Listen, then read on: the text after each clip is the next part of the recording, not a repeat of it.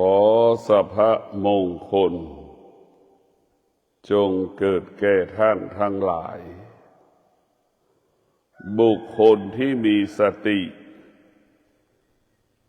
จิตก็จะออกนอกกายบุคคลที่ขาดสติจิตก็จะออกนอกกายเหมือนดั่งนกตื่นเช้าออกหากินดั่งงัวควายออกหากินจิตส่งออกนอกบุคคลที่มีสติจิตจะอยู่ในกายจิตจะอยู่กับกายจิตจะเห็นกาย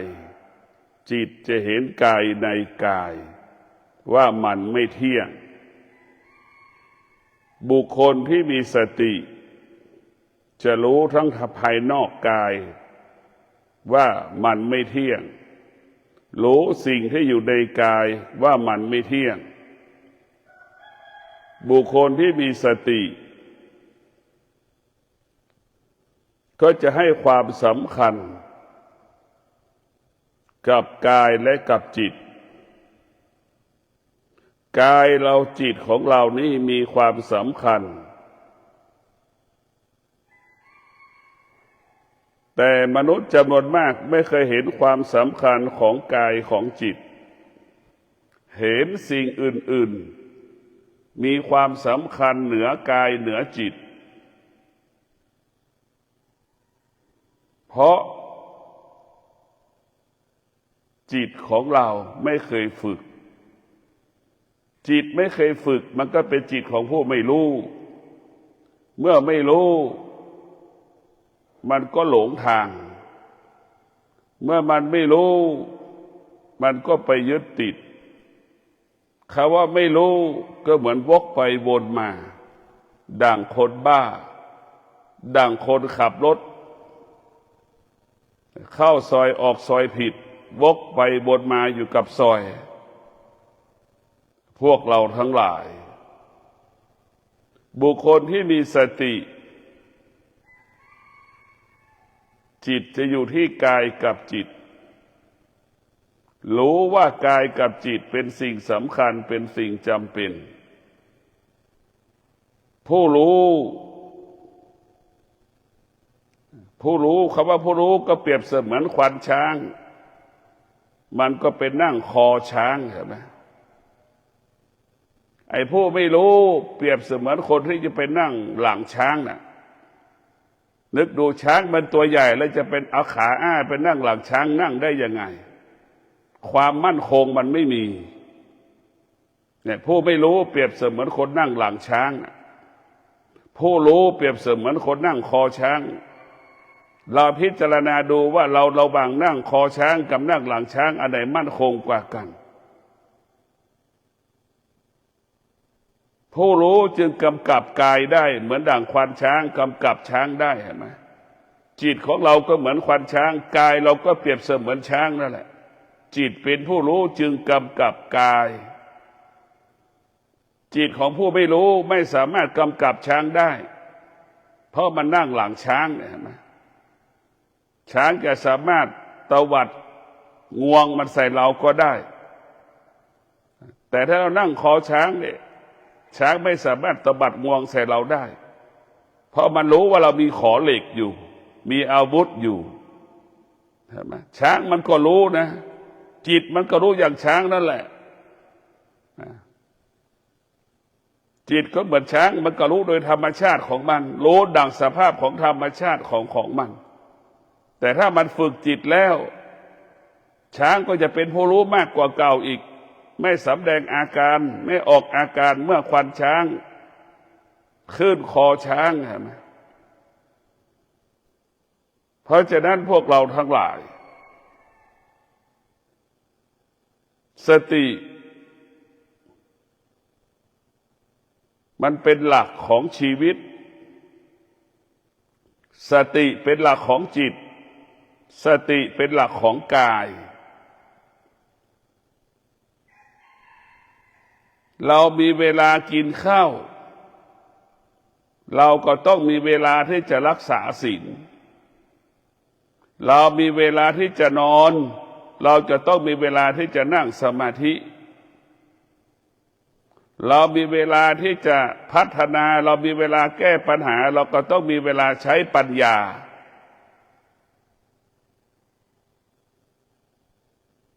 เราต้องใช้ปัญญา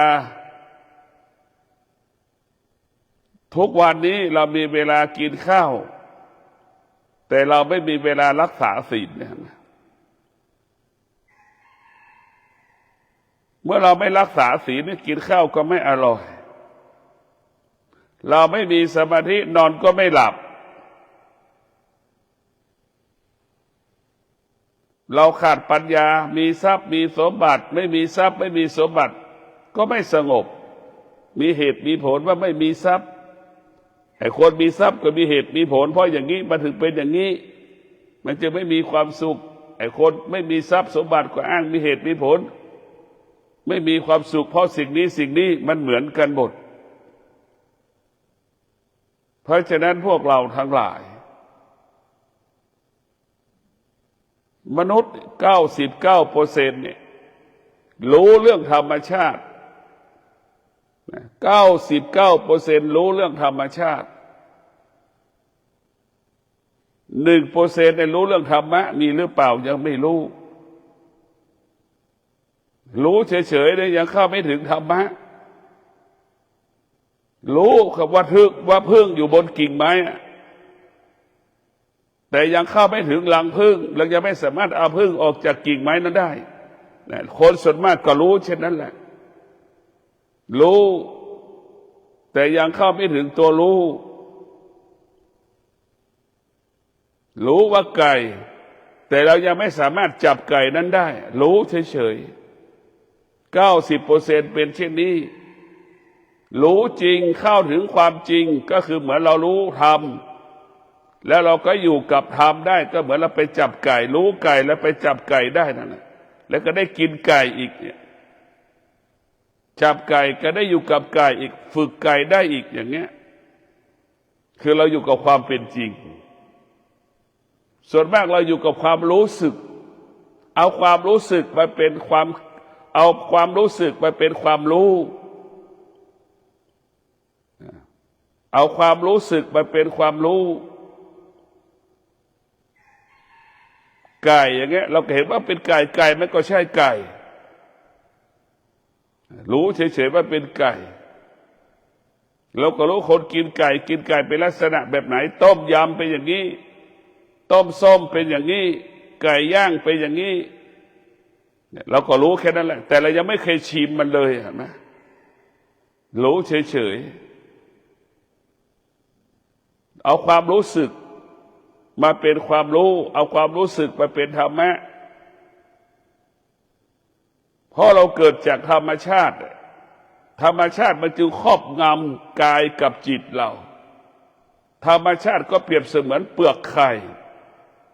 ธรรมชาติก็เปรียบเสมือนไข่ขาวเห็นไหมมันมาหุ้มทั้งสองชั้นเลยเห็นไหมเราถึงออกยากแสนยากออกจากธรรมชาติยากมากเปลือกไข่หุ้มไข่ขาวอีกไข่ขาวไปหุ้มไข่แดงอีกธรรมะนั้นเปรียบเสมือนไข่แดง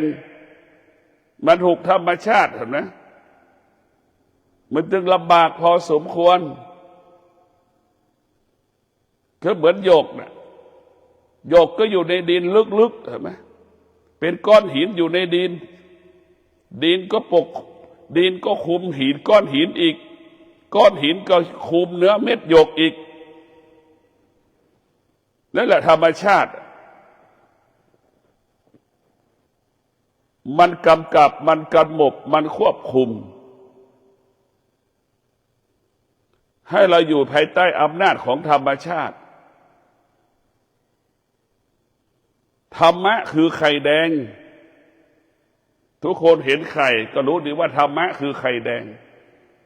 ธรรมชาติมันเปรียบเสมือนไข่ขาวเห็นไหม1 ชั้นแล้วธรรมชาติเปรียบเสมือนเปลือกไข่อีก2 ชั้นแล้วเห็นไหมนึกดูดิความโลภความโกรธความหลงความสุขความทุกข์มันจึงเกิดขึ้นทุกวัน โดยเฉพาะผู้ปฏิบัติธรรมนี่จะต้องปลดเปลื้องธรรมชาติออกจากกายจากจิตให้หมด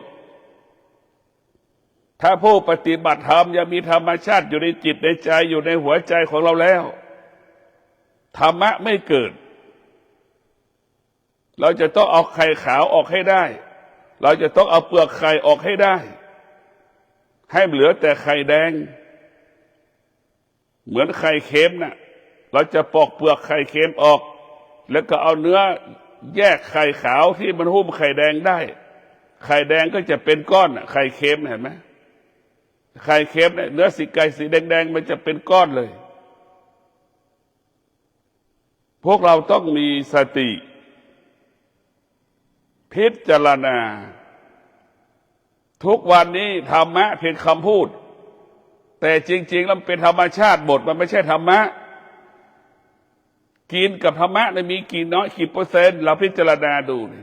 ส่วนมากเราจะกินกับธรรมชาติหมดกินกับอารมณ์กินกับความรู้สึกเราหมด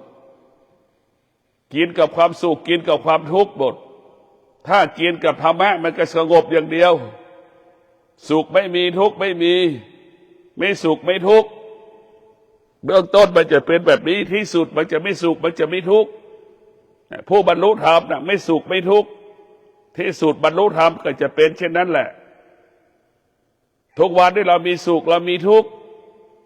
เรามีอารมณ์เรามีความรู้สึกแล้วว่ากินก็เป็นเรื่องของธรรมชาติทั้งระบบนอนก็เป็นเรื่องของธรรมชาติทั้งระบบดำเนินชีวิตเป็นเรื่องธรรมชาติทั้งระบบเรียกว่าทุกอริยบทเป็นเรื่องของธรรมชาติทั้งสิ้นธรรมะมันจะอยู่ในกายเรานี่10%ถึงยังไม่ถึงไม่รู้เรานึกดูนี่เราจะนั่งเรายังไม่มีสติที่จะนั่งเลยยังไม่รู้ว่าจะนั่งก็ปล่อยตูดมันนั่งลงพื้นเราจะลุกเราจะนั่งเราจะเดินเรายังไม่มีสติไปกำกับเลยเห็นไหมเมื่อเราไม่มีสติไปกำกับมันก็เหมือนชีวิตคนทั้งโลกลำบากยากจนมีสุขมีทุกข์ก็เพราะขาดสตินั่นแหละถ้าเรามีสติสุขไม่เกิดทุกข์ไม่เกิดสุขเกิดทุกข์เกิดไม่ต้อนรับสุขเกิดทุกข์เกิดเราสงบนิ่งนี่เรารู้มันจะนั่งก็รู้จะนอนก็รู้เนี่ยนอนด้วยธรรมะกินด้วยธรรมะอยู่ด้วยธรรมะธรรมะก็หมายถึงสมาธิธรรมะก็หมายถึงสติกินด้วยธรรมะก็คือกินด้วยสติกินให้มันอิ่มเรากินให้มันอิ่มคำว่าอร่อยไม่ให้มันมีคำว่าอร่อยนี่จมูกไม่มีหน้าที่จะมาตัดสินอาหารอร่อยลิ้นก็ไม่มีหน้าที่ที่ตัดสินอร่อยตาก็ไม่ได้มีหน้าที่ที่ตัดสินอร่อยเนี่ยมันตาเห็นรูปก็คิดแล้วว่ามันอร่อยอาหารจมูกสัมผัสกับกินก็ไปปรุงแต่งว่าอาหารที่คงอร่อยลิ้นไปสัมผัสรสชาติอาหารบอกว่าไม่อร่อยอย่างเงี้ยไปปรุงแต่งหมดเพราะฉะนั้นหน้าที่ของลิ้นก็คือเอาเข้าใส่ในปากเอาเข้าใส่ลำคอนะให้มันเคี้ยวเข้าออกลง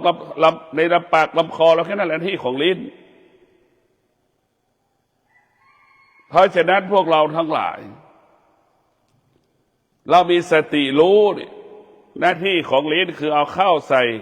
ในลำคอแค่นั้นแหละหน้าที่ของมันลิ้นก็เหมือนลำเลียงสายพานนั่นแหละเอาของใส่สายพานน่ะเหมือนปลุดไปรษณีย์เอาของไปส่งเฉยๆลิ้นเป็นหน้าที่แค่นั้นแหละอาหารไปส่งในลำคอพอเข้าสู่ลำคอแล้วลำไส้มันจะไปแยกเองตรงไหนเป็นตรงไหนมันจะแยกกันเองหน้าที่ของมันมีหมดพวกเราทั้งหลายมนุษย์เกิดมายังไม่รู้จักหน้าที่ตัวเองเลยมนุษย์เกิดมายังไม่ทำหน้าที่ของตัวเองเลยในพวกเราทั้งหลายนี่ตาก็คือมนุษย์หูก็คือมนุษย์แต่พอเราเข้าไปสู่ในลำไส้เราได้เห็นไหมอันไหนมันจะไปสู่ตับมันก็จะไปสู่ตับสู่ไต ไปสู่เลือดหน้าที่ของมันจะกระจายไปโดยธรรมชาติของมันระบบของร่างกายของเรามารู้จักหน้าที่ของมันถ้าตายมันเหมือนคนตับมันเหมือนคนตายนี่ลำไส้มันเหมือนคนมันจะแย่งกันตายเห็นไหมแต่พอเข้าอาหารไปสู่ในลำคอไปสู่ลำไส้แล้วมันกระจายไปแล้วลำไส้คงเปรียบเสมือนกระจายเหมือนกระศูนย์ส่งกระจายสินค้านั่นแหละ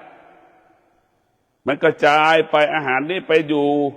ปอดนะไปเลี้ยงปอดอาหารนี้ไปสู่เลือดนะอาหารชนิดไปสู่ตับนะไปสู่ไตนะเนี่ยมันมีหน้าที่ของมันอยู่แล้วไปบำรุงกระดูกนะเนี่ยมันมีหน้าที่ของมันหมดมันไม่ได้แย่งกันเลยลำไส้ของเรามันเป็นผู้ที่จัดการไอ้ระบบของร่างกายไม่ว่ากระดูกไม่ว่าหนังว่าผิวหนังเนี่ยมันจะมีหน้าที่มันรับไปไม่มีข้ออ้างไม่มีข้อปฏิเสธไม่มีข้อต่อรองเลยเห็นไหมไอ้คนเรามีข้อต่อรองอีกตื่นเช้าก็ขอต่อรองอีกนิดได้ไหมสายได้ไหมนั่นคือไปต่อรองหมดมันเรียกว่าคนไม่รู้จักหน้าที่คนที่มีธรรมะก็เปรียบเสมือนตับตายไส้พุงแล้วมันรู้จักตัวเองมันไม่แย่งกันเลยอันนี้หน้าที่ของมันมันก็ทำหน้าที่ของมันตับทำหน้าที่ตับม้ามทำหน้าที่ม้ามปอดทำหน้าที่ปอดหน้าที่กระดูกก็ทำหน้าที่กระดูกเท้าทำหน้าที่เท้าตาทำหน้าที่ตาจมูกก็ทำหน้าที่ของจมูกมันเลยอาหารที่เรากินไปมันจะไปหล่อเลี้ยงสิ่งเหล่านี้แต่เรามนุษย์ของเรานี่สิไม่รู้จักหน้าที่มีแม่ยังไม่เลี้ยงแม่มีเมียยังไม่เลี้ยงเมียมีลูกไม่เลี้ยงลูกเห็นไหมอันนี้คือไม่รู้จักหน้าที่ถ้าคนมีธรรมะแล้วจะมีรู้จักคำว่าหน้าที่มันจะมีหน้าที่ของมันต้องทำหน้าที่ที่เป็นธรรมะหน้าที่ที่เป็นธรรมชาติจะรู้จักสองอย่างธรรมะอยู่ในกายธรรมชาติเหมือนมีแม่เราต้องเลี้ยงแม่นี่คือธรรมชาติเหมือนแม่เกิดลูกออกมาคลอดลูกออกมาธรรมชาติของแม่ต้องเลี้ยงลูกตอนเล็กๆพอโตมาลูกก็ต้องออกจากแม่เนี่ยนี่คือธรรมชาติธรรมชาติของแม่จะต้องอดทนในการเลี้ยงลูกเห็นไหมธรรมชาติของลูกก็ต้องอดทน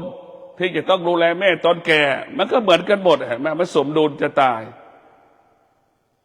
ธรรมชาติก็คือแม่ธรรมชาติก็คือลูกอะธรรมะอย่าไปปรับปรุงเปลี่ยนแปลงอะให้ธรรมชาติมันเกิดความสมดุลกันแต่เวลานี้มันไม่สมดุลมันมีเมียไปเลี้ยงเมียมีเมียมีผัวไปเลี้ยงผัวเนี่ยไปสนใจผัวตัวเองมากกว่าพ่อแม่ตัวเองซื้อข้าวปลาอาหารดีๆให้ผัวตัวเองกินเมียตัวเองกินแต่พ่อแม่กินอะไรก็ได้นี่คือลูกที่มีธรรมะกับลูกที่ไม่มีธรรมะมันแตกต่างกันลูกที่มีหัวใจมีธรรมชาติที่ครอบงำจิตใจเนี่ยมันน่ากลัวธรรมชาติมันจึงมีเหตุมีผลก็คือธรรมชาติสร้างเหตุและผลร้อนก็อ้างว่าร้อนหนาวก็อ้างว่าหนาวนะอ้างว่ามืดอ้างว่าค่ำอ้างว่ามันหนักอ้างว่ามันเบาอันนี้แหละคือธรรมชาติของมนุษย์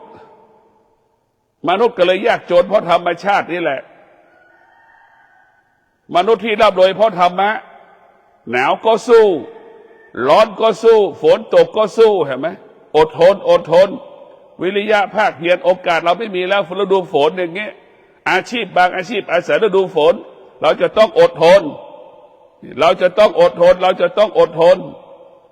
งมีวิริยะภาคเพียรเราต้องมีสติที่จะได้ผลประโยชน์จากการฤดูฝนตกเห็นไหมอาชีพบางอาชีพฤดูฝนเนี่ยบุคคลที่ทำอาชีพฤดูฝนแล้วได้เกิดประโยชน์จากฤดูฝนเขาก็จะมีความอดทนที่จะได้ปัจจัยสี่ในฤดูฝนตกบางอาชีพก็รู้อีกว่ามีสติแล้ว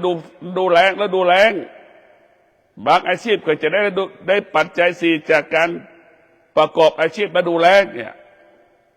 แล้วดูหนาวก็เช่นนั้นแหละมันจะมีความอดทนไอ้คนที่ไม่มีความอดทนเห็นไหมมันก็จบแล้วยากจนเพราะธรรมชาติหนาว พอฤดูหนาวก็อ้างว่ามันหนาวพอฤดูร้อนก็อ้างว่ามันร้อนเนี่ยพอฤดูฝนก็อ้างว่าฝนตกเนี่ยมันก็ยากจนเพราะอย่างเงี้ยธรรมชาติทำให้คนยากจนเนี่ยพวกเราทั้งหลายทำให้คนเรามีกินมีใช้นะมันต่างกันเลยให้เรารู้อย่างนี้ธรรมชาติถ้าเรามีกินมีใช้หนาวก็เราก็สู้ร้อนก็เราก็สู้ฝนตกเราก็สู้เรามีกินเรียกว่าชีวิตเราอุดมสมบูรณ์ด้วยทรัพย์สมบัติปัจจัยสี่ด้วยธรรมะก็คือความอดทนวิริยะภาคเพียรเนี่ยเรายากจนขาดแคลนปัจจัยสี่ขาดแคลนเครื่องอุปโภคบริโภคก็เพราะธรรมชาตินั่นแหละเพราะธรรมชาติมันเกิดการเปลี่ยนแปลงฤดูร้อนฤดูหนาวฤดูฝนเห็นไหม3 เดือนเนี่ยถ้าเราไม่ยอมทำอะไรมันก็ยากจนดินี่คือธรรมชาติกับธรรมะเราจะเห็นว่าธรรมชาติจะทำลายชีวิตเราเบียดเบียนชีวิตของเราธรรมะจะสร้างสรรค์ชีวิตของเราไม่มีกินมีใช้เหลือกินเหลือใช้เหลือแบ่งปันเหลือออมก็คือธรรมะทั้งนั้นแต่เราไม่เคยเห็นธรรมะเห็นแต่ธรรมชาติคือมันก็หลอกเราหมดเนี่ยยายในปัจจุบันของเราก็คือสาวในอดีตเห็นไหม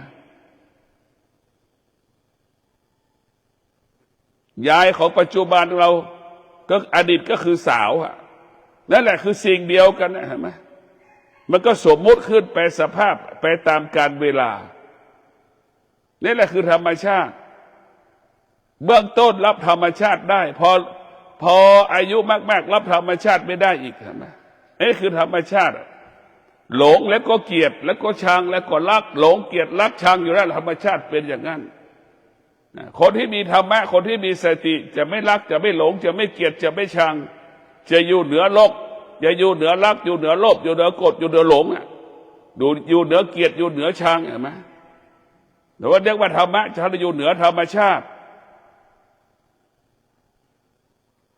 พวกเราทั้งหลายธรรมชาติคือสมมติบัญญัติยายนี่ก็สมมติบัญญัติ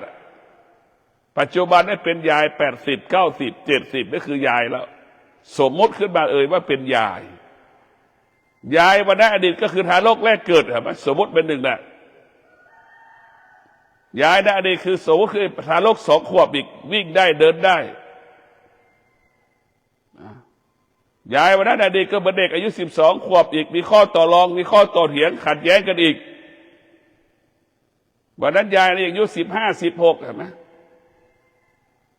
ในอดีตก็เป็นอย่างเงี้ยนึกดูว่าสมมุติบัญญัติในสิ่งเดียวกันสมมุติไม่รู้จะสมมุติอะไรหนักหนาล่ะแต่เราก็ไม่รู้ว่าสิ่งสมมุติมันไม่ใช่ความเป็นจริงแต่เราก็ไปติดในสิ่งสมมุติทั้งสิ้นเป็นหลงในสิ่งสมมุติทั้งสิ้นมันจึงทำให้เราลำบากยากจนเพราะเราไปติดในสิ่งสมมุติสิ่งสมมุติมันก็เหมือนกาวคนที่ไปติดในสิ่งสมมุติก็เหมือนหนูติดกาวนะพวกเราทั้งหลายมันจะทำให้เราลำบากถ้าเรามีธรรมะเรามีสติธรรมะก็คือสติ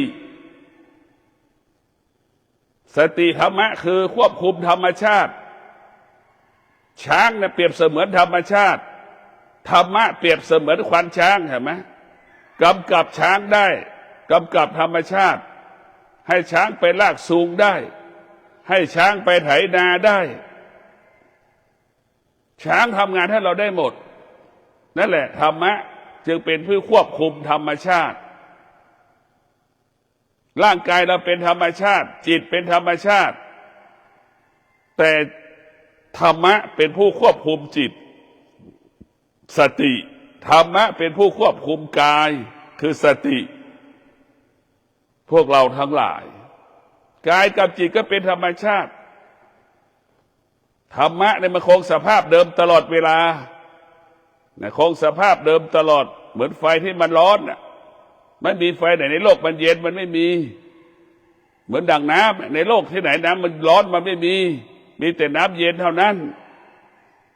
ถึงแม้น้ำผู้ร้อนเอาตักไว้ทิ้งไว้มันก็เย็นเหมือนสภาพเดิมเพราะฉะนั้นพวกเราทั้งหลาย เราต้องเอาธรรมะของพระพุทธเจ้าเนี่ยมากำกับมากำหนดมาควบคุมการดำเนินชีวิตการดำรงตนอยู่ในสังคมการดำรงตนปฏิบัติธรรมประพฤติธรรมเราต้องเอาธรรมะก็คือศีลสมาธิปัญญานั่นแหละนะเอาศีลสมาธิปัญญาเราต้องมารู้จักคำว่าศีลอีกหน้าที่ของศีลคือเกิดคนที่มีศีลก็มีความสุขเห็นไหมเกิดความสุขของมนุษย์เนี่ยคนที่มีศีลก็คือเกิดความสงบเห็นไหมนี่หน้าที่ของเกิดหน้าที่คือเกิดคนที่รักษาศีลก็คือปลอดภัยเห็นไหมได้เกิดแล้วเกิดความปลอดภัยเห็นไหมเกิดความยั่งยืนเกิดความงอกงามคือศีลเท่านั้นหน้าที่ของศีลเปรียบเสมือนแม่ที่เกิดลูกศีลเปรียบเสมือนเม็ดพืชที่มันขยายพันธุ์ต่างๆขยายผลต่างๆหน้าที่ของศีลคือเกิดมาแล้วเป็นหน้าที่ของสมาธิคือหน้าที่รักษาสมาธิคือหน้าที่รักษาอย่างเดียวดังสมาธิรักษากายสมาธิรักษาจิตเห็นไหมหน้าที่ของสมาธิคือผู้รักษาหน้าที่สมาธิคือรักษาศีลมีหน้าที่คือเกิดเหมือนแม่เกิดลูกคลอดลูกสมาธิมีหน้าที่แค่รักษาเหมือนยามเฝ้าบริษัทเหมือนทหารรักษาแผ่นดินไทยเรานั่นแหละเหมือนตำรวจรักษาแผ่นดินเรานั่นแหละเหมือนยามเฝ้าบริษัทนั่นแหละคือสมาธิเปรียบเสมือนผู้รักษาปัญญา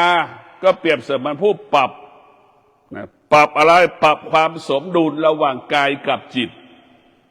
หรือปรับความสมดุลระหว่างธรรมะกับธรรมชาติให้เป็นเนื้อเดียวกันเอาธรรมะกับธรรมชาติให้รวมกันเป็นเนื้อเดียวกันได้อย่างไงดังพระพุทธเจ้าพระพุทธเจ้าก็คือมนุษย์แต่ทำไมพระพุทธเจ้าถึงได้เป็นพระพุทธเจ้ากายของพระพุทธเจ้าเป็นเหมือนธรรมชาติจิตของพระพุทธเจ้าเป็นธรรมะเห็นไหมเหมือนเอามะม่วงไปเสียบกิ่งนั่นแหละพวกเราทั้งหลายเอามะม่วงอีกพันไปเสียบกิ่งอีก1,000เห็นไหมนี่แหละมันไปเสียบจนไม่เห็นว่ามันจะไม่มีรอยต่อเอาธรรมชาติมากับธรรมะมารวมกันเรียกว่าปัญญาเอาปรับปรุงปรับความสมดุลระหว่างกายกับจิตปรับความสมดุลให้กายกับจิตอยู่ร่วมกันได้ทุกวันนี้กายกับจิตมันไม่สมดุล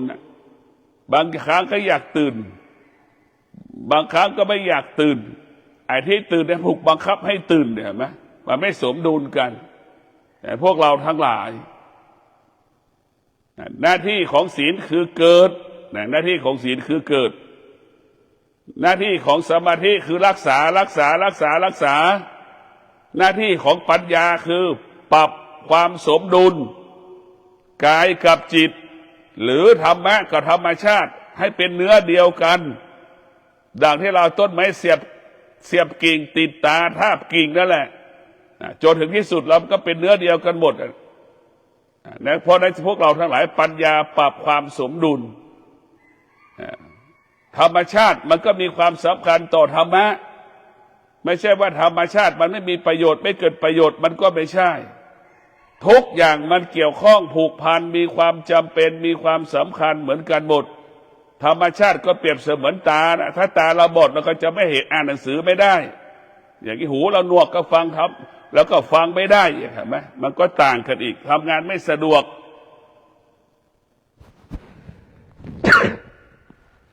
พวกเราทั้งหลายเราจะต้องกลับมาสนใจใส่ใจยกระดับจิตยกระดับกายของเรากายที่มันถูกฝึกก็เหมือนกายช้างสัมผัสกับควานช้างเห็นไหมมันสัมผัสทั้งกายทั้งจิตช้างมันสัมผัสเลยกายก็สัมผัสจิตก็สัมผัสเราฝึกกายฝึกจิตให้เราเรียกว่าให้เกิดความคุ้นเคยกันทุกวันนี้กายกับจิตมันไม่ยอมคุ้นเคยกันมันขัดแย้งกันกายกับจิตเราขัดแย้งกันเราต้องมาพิจารณา ดังที่ได้กล่าวว่าเรามีเวลาหายใจเราก็ต้องมีเวลานั่งสมาธิเรามีเวลากินข้าวเราก็ต้องมีเวลานั่งสมาธิพวกเราทั้งหลายสมาธิเป็นผู้รักษาชีวิตของเราสติสมาธิเป็นผู้รักษาชีวิตของเราสติคือรู้ว่าบอกให้เรารู้ว่าสมาธิเป็นผู้รักษาชีวิตของเรานะมันจะบอกให้เรารู้เราดำเนินชีวิตด้วยสมาธิทำงานด้วยสมาธิปฏิบัติหน้าที่ด้วยสมาธิใช่ไหมมันเกิดคำว่าละเอียดปานนีตสุขุมรอบคอบหรือเกิดคำว่าสำเร็จสมาธิในพวกเราทั้งหลายเราต้องพิจารณากินด้วยสมาธิเราจะกินก็กินด้วยสมาธิสงบเวลากินข้าวจะไม่คุยไม่พูดเคี้ยวโดยเฉพาะพระที่ฉันหนึ่งมื้อนี่ต้องกินด้วยความสงบฉันอาหารด้วยความสงบต้องเคี้ยวนะพระทั้งหลายจะต้องเคี้ยวอาหารเนี่ยให้มันละเอียดเหมือนอาหารหลอดเหมือนยาสีฟันอะไรจะต้องเคี้ยวอาหารละเอียดมากเท่าไหร่เนี่ย